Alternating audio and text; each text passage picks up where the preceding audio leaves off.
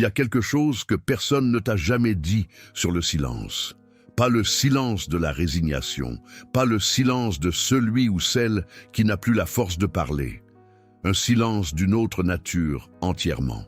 Un silence qui possède une puissance si radicale, si absolue, si profondément dévastatrice pour le narcissique que Carl Jung lui-même a conclu, après des décennies d'observations cliniques, que c'était l'arme psychologique la plus redoutable qu'un être humain puisse déployer contre une personnalité narcissique.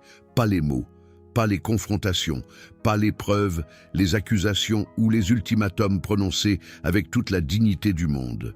Le silence, ton silence. Et ce que tu vas découvrir aujourd'hui va changer définitivement la façon dont tu comprends ce que tu vis, ce que tu as vécu et la force extraordinaire qui t'attend dans ce calme que tu commences peut-être à ressentir. En 15 ans de pratique clinique avec des survivants de violences narcissiques, j'ai observé quelque chose qui m'a d'abord profondément déconcerté. Les patientes qui criaient, qui confrontaient, qui argumentaient avec une logique parfaite et une documentation irréfutable ne semblaient jamais vraiment libres. Il y avait toujours un fil invisible qui restait, une tension. Comme si le fait de continuer à parler, même pour défendre la vérité, maintenait un lien que les mots n'avaient pas le pouvoir de couper. Mais celle qui, à un certain moment, s'arrêtait, qui décidait de ne plus dire un seul mot, qui fermait la porte et vivait leur vie dans un silence que je ne savais pas encore qualifier à l'époque. Ces femmes-là guérissaient différemment, plus profondément, plus vite. Et le narcissique était systématiquement celui qui souffrait le plus dans ce silence qu'il n'avait pas demandé. Si tu traverses en ce moment cette transition, si tu sens que les mots t'ont épuisé, si tu ressens ce détachement étrange qui ressemble parfois à de la paix, écoute-moi bien. Ce n'est pas de la faiblesse, ce n'est pas de la résignation. Et dans les prochaines minutes, tu vas comprendre exactement ce que ton silence fait à celui qui t'a maltraité. Pourquoi Jung a documenté ce phénomène avec une précision qui donne des frissons, et comment ce silence est en train de te redonner une liberté que 1000 conversations parfaites n'auraient jamais pu te donner. Pour comprendre pourquoi le silence détruit le narcissique, là où 1000 mots n'arrivent qu'à effleurer la surface, il faut d'abord comprendre quelque chose de fondamental sur son fonctionnement. Jung a développé un concept central pour décrire la structure psychique du narcissique, la persona. La persona est le masque social qu'une personne porte pour interagir avec le monde extérieur. Chez la plupart d'entre nous, ce masque est flexible, adaptatif. Et derrière ce masque existe un soi authentique, un centre réel, capable de se rencontrer lui-même sans avoir besoin du regard de l'autre pour exister. Mais chez le narcissique, il n'y a pas de soi authentique derrière la persona. Il y a un vide profond qui date généralement d'une blessure ancienne de l'enfance, un moment où l'enfant a appris que son être véritable n'était pas suffisant, pas aimable tel qu'il était.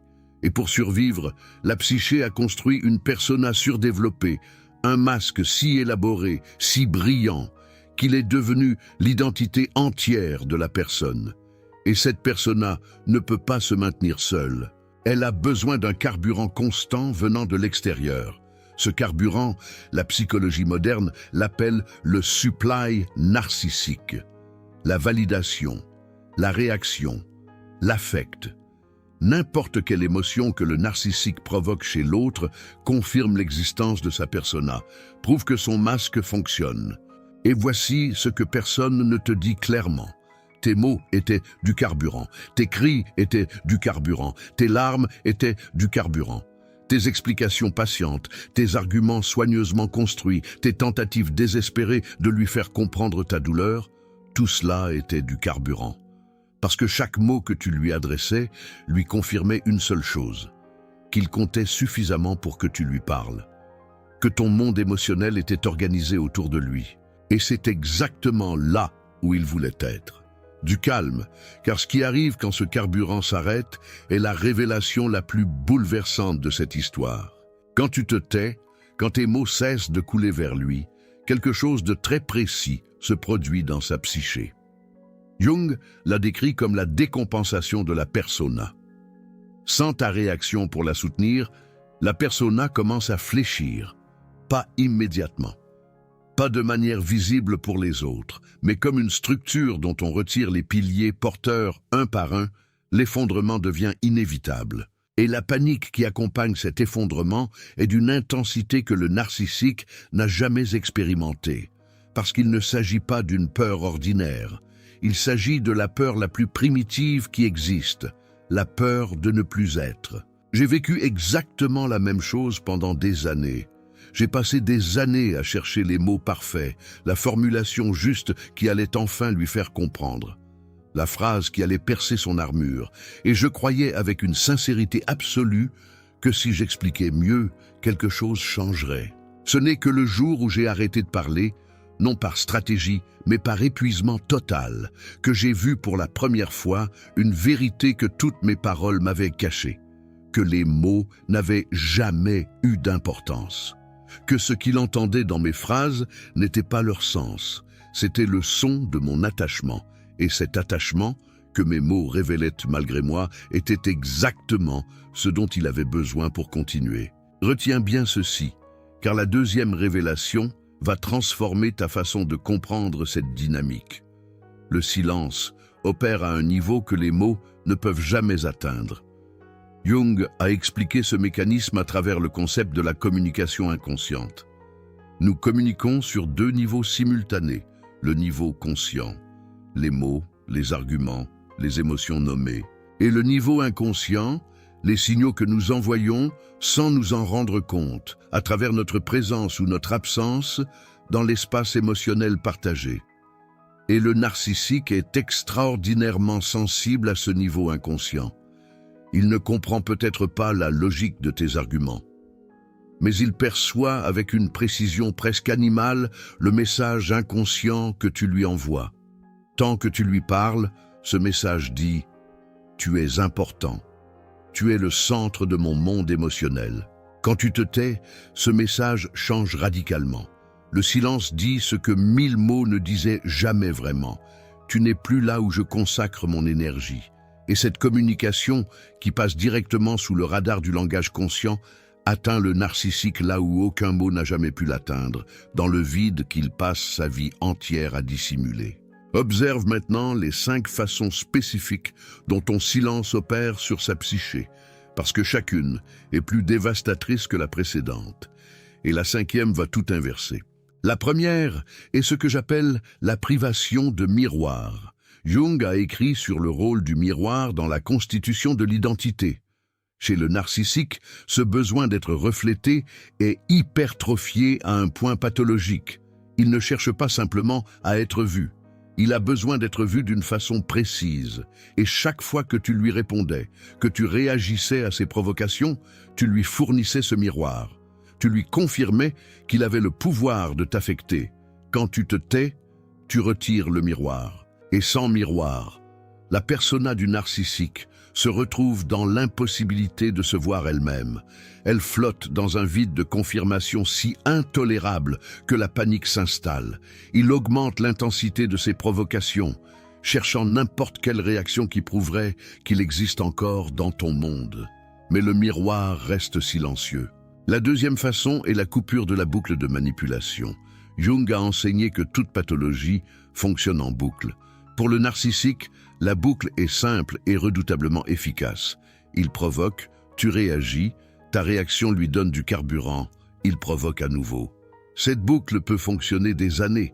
Chaque fois que tu répondais à ces manipulations, même pour te défendre, même pour établir la vérité, tu refermais la boucle, tu rebranchais le circuit. Ton silence coupe cette boucle définitivement.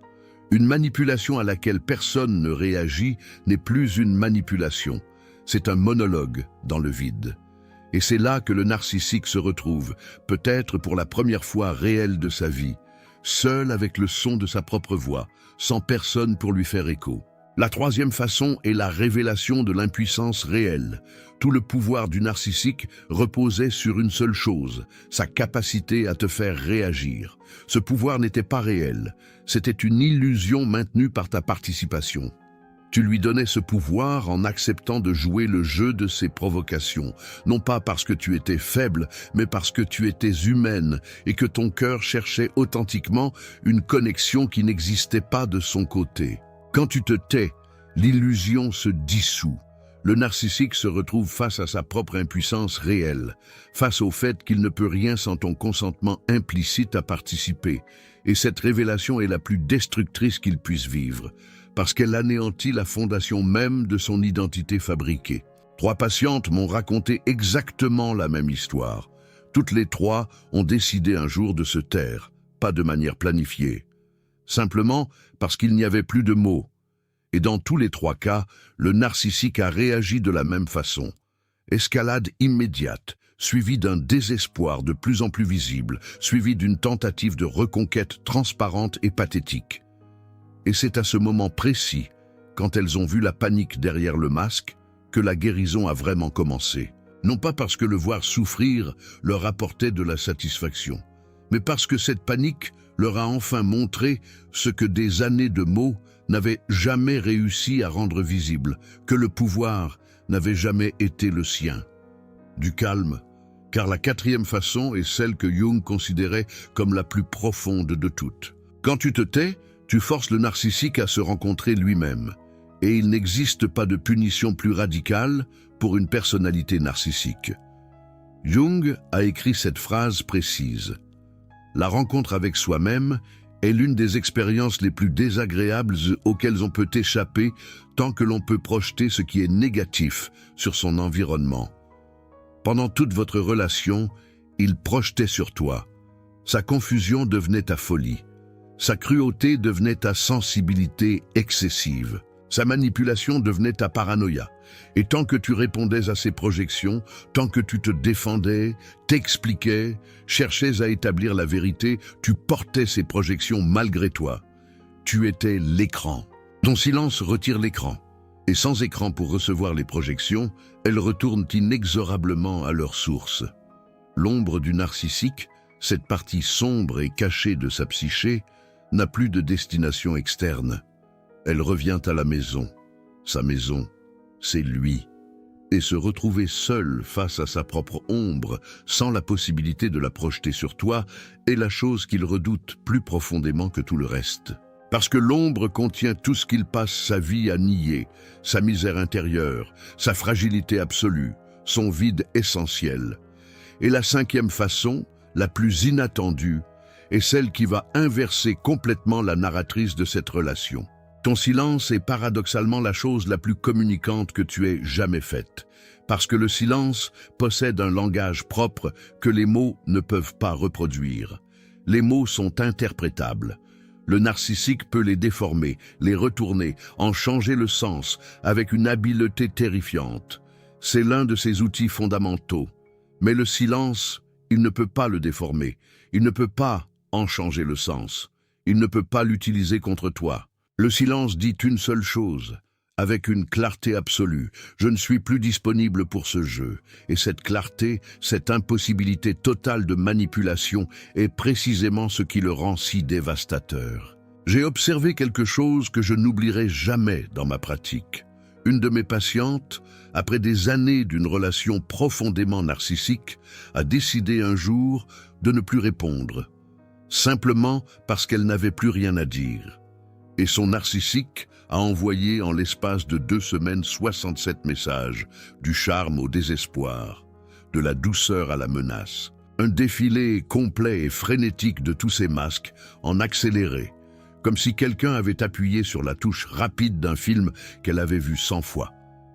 Et chaque message sans réponse retirait une brique de l'édifice de sa persona.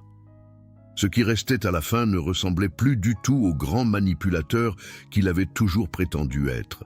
La vérité nue. Quelqu'un d'entièrement vide, entièrement dépendant, entièrement incapable de fonctionner sans le carburant de tes réactions. Aucun de ses mots à elle n'aurait pu produire cette vérité. Seul son silence l'a rendue visible. Maintenant, pour saisir la profondeur de ce que Jung comprenait dans cette dynamique, il faut parler du processus d'individuation. L'individuation est le chemin vers la plénitude psychique. le processus par lequel une personne cesse de se définir par rapport aux autres et commence à exister depuis un centre intérieur authentique. Et Jung a observé que ce processus passe invariablement par une phase de silence.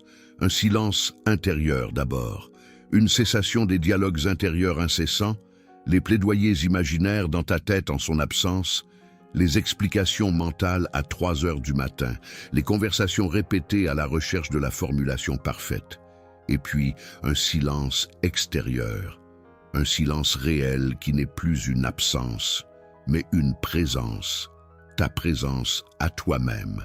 Et ce silence d'individuation est exactement l'opposé de ce que le narcissique peut tolérer. Pour que tu restes utilisable comme source de supply, il avait besoin que tu restes fragmenté, défini par rapport à lui. Ton silence de guérison lui dit que tu n'as plus besoin de lui pour te définir, que tu es suffisamment complète sans ses réactions, sans sa validation. Et si tu es entière sans lui, tu n'es plus utilisable. Et un narcissique qui ne peut pas t'utiliser est un narcissique définitivement désarmé.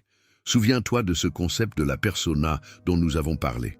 Il y a un paradoxe fascinant dans ce qui se passe maintenant. Pendant toute la relation, tu attaquais son armure avec des mots, et les mots frappent l'armure. Ils font du bruit.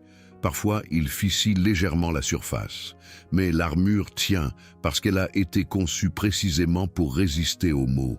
Le silence ne frappe pas l'armure. Le silence contourne l'armure. Il passe par les espaces invisibles qu'elle ne peut pas couvrir, et il atteint directement le vide qui se trouve derrière, ce vide que l'armure est censée protéger. Et quand le silence atteint ce vide, il n'y met pas d'accusation ni de jugement. Il met simplement de la lumière. Et dans cette lumière, pour la première fois, le narcissique voit la réalité de ce qu'il est derrière le masque, sans filtre, sans possibilité de déformation. Je veux faire une pause ici. Ce que tu viens de découvrir sur la puissance de ton silence n'est pas une théorie abstraite, c'est la clé de ta liberté. Et cette clé existe ici, dans cette vidéo, parce que des personnes comme toi ont décidé que ces vérités devaient continuer à exister dans le monde. Le Super Thanks, là en bas, n'est pas seulement un soutien financier, c'est ton vote pour que la prochaine femme qui se bat encore avec des mots contre quelqu'un qui ne l'entend pas puisse trouver cette vidéo et comprendre que les mots ne sont pas l'arme. Le silence l'est. Jung croyait que la conscience de soi est le premier pas vers la guérison. Chaque Super Thanks fait exister cette conscience un peu plus loin dans le monde. Et tu n'es pas seulement spectatrice, tu es gardienne de ces vérités. Et maintenant, les outils pratiques qui transforment cette compréhension en liberté concrète dans ta vie quotidienne. Le premier outil est l'inventaire de l'énergie verbale. Pendant une semaine, note chaque fois que tu es tenté de lui répondre ou de lui parler. Note exactement ce que tu voudrais lui dire. Et puis, à côté de chaque phrase, note la quantité d'énergie que cela représente pour toi sur une échelle de 1 à 10. Non pas pour juger cette énergie, mais pour la voir clairement. Parce que ton énergie est réelle, tes émotions sont réelles, ce sont des ressources précieuses. Et chaque mot que tu lui offrais était une transaction où tu donnais quelque chose de réel en échange de rien. Quand tu as cet inventaire devant toi, quand tu vois écrit avec ta propre main la liste de tout ce que tu allais dire et que tu n'as finalement pas dit, tu commences à ressentir la légèreté qui naît du silence choisi. Et cette légèreté, cette énergie préservée, peut maintenant aller vers quelque chose de réel dans ta vie, vers tes propres projets, vers les personnes qui te méritent vraiment, vers la femme que tu es en train de redevenir. Le deuxième outil est la présence radicale à toi-même. Fais ceci aujourd'hui. Chaque fois que tu ressens l'impulsion de lui répondre, arrête-toi, ferme les yeux, pose ta main sur ton cœur et demande-toi une seule question. Qu'est-ce que j'aurais besoin d'entendre en ce moment? Pas de lui, de moi-même. Et puis dis-le, à voix haute si tu es seul, dans ton journal si tu préfères. Parce que la vérité que j'ai mise des années à voir, c'est que la plupart de ce que nous voulions leur dire étaient en réalité des choses que nous avions besoin de nous entendre dire à nous-mêmes. Des validations que nous cherchions dans leurs yeux et qui n'avaient jamais eu besoin de venir d'eux. Et à mesure que tu pratiques cette présence à toi-même, l'impulsion de lui parler diminue. Non pas parce que tu réprimes quelque chose, mais parce que le besoin qui la nourrissait commence à être satisfait par toi-même. Le troisième outil est le deuil conscient de la parole inutile. Il y a peut-être en toi des choses que tu n'as jamais pu lui dire, des vérités que tu aurais voulu qu'il entende, des souffrances que tu aurais voulu qu'il reconnaisse. Et le silence peut s'accompagner d'un deuil réel de ces paroles jamais reçues. Prends un cahier, écris toutes les choses que tu aurais voulu lui dire, sans censure, la douleur brute, la colère sans filtre, les questions sans réponse, tout, et puis lis ce que tu viens d'écrire non pas comme une liste de reproches, mais comme une carte de ta propre profondeur, comme la preuve vivante de ta capacité à sentir, à aimer, à souffrir avec tout ton être. Cette carte ne lui appartient pas, elle t'appartient entièrement, et tu n'as pas besoin qu'il la valide pour qu'elle soit vraie. Jung disait que qui regarde à l'extérieur rêve, et qui regarde à l'intérieur se réveille. Pendant des années, tu regardais à l'extérieur. Toute ton énergie verbale, toute ta brillante capacité à articuler l'expérience humaine était dirigée vers lui, vers quelqu'un qui n'était pas capable de la recevoir. Tu rêvais un rêve d'une connexion profonde et tu essayais de rendre ce rêve vivant à force de mots. Mais les rêves ne deviennent pas réels avec des mots. Ils deviennent réels quand tu ouvres les yeux. Et ton silence est l'ouverture des yeux, le moment où tu cesses de construire la connexion avec tes propres ressources pour regarder enfin la réalité telle qu'elle est, que lui ne peut pas t'entendre vraiment, que ta langue et la sienne sont fondamentalement différentes, que tu parles la langue du cœur et qu'il parle la langue du contrôle. Mais en même temps, en te taisant pour lui, tu retrouves ta voix pour toi-même. Toute cette capacité à articuler, à nommer, à exprimer, qui était gaspillée dans des confrontations sans fin, est maintenant entièrement disponible pour ta propre vie, pour tes propres projets, pour les relations qui méritent vraiment d'être nourries par ta parole, pour la femme que tu étais avant lui et que le silence est en train de ramener à la surface. Cette femme qui avait des choses à dire au monde, non pas pour se défendre, mais pour créer, pour connecter, pour inspirer. Ce que la société ne te dit pas sur le narcissisme, c'est que guérir ne consiste pas à trouver les bons mots. Guérir consiste à reconnaître que certaines personnes ne méritent pas ta parole. Ta parole est sacrée. Tes mots sont la traduction la plus intime de ton âme, de ta façon d'habiter le monde. Et donner cette parole sacrée à quelqu'un qui ne peut que la déformer, l'utiliser contre toi, ou l'ignorer complètement, c'est l'acte de violence le plus doux et le plus quotidien que tu puisses t'infliger. Le silence n'est pas une punition pour lui. C'est une protection pour toi, la protection la plus fondamentale, la protection de ce qui t'appartient le plus profondément. Pendant que tu retrouves ta voix dans le silence, lui commence le long et difficile processus de se retrouver face à ce qu'il a toujours refusé de regarder. Ces masques fonctionnent moins bien sans toi pour les valider. Son vide est moins dissimulé sans tes réponses pour le remplir temporairement. Sa persona commence à se fissurer d'une manière que même les personnes autour de lui commencent à percevoir. Une erraticité inhabituelle, une incohérence croissante. Et lui, pour la première fois peut-être de sa vie, se retrouve sans les outils pour le cacher, parce que son outil principal c'était toi, et tu n'es plus là. Et tu sais ce que Jung dirait de ce moment ? Il dirait que c'est là, exactement là, que s'ouvre pour lui la possibilité d'une vraie rencontre avec lui-même, pas qu'elle se réalisera. Les narcissiques guérissent rarement sans un travail thérapeutique profond. Mais la possibilité s'ouvre, et elle s'ouvre uniquement parce que tu as retiré l'écran, que tu as cessé d'être la solution externe à son vide interne. Que cette rencontre produise une transformation ou un effondrement, c'est son histoire à lui, pas la tienne. La tienne est déjà en cours.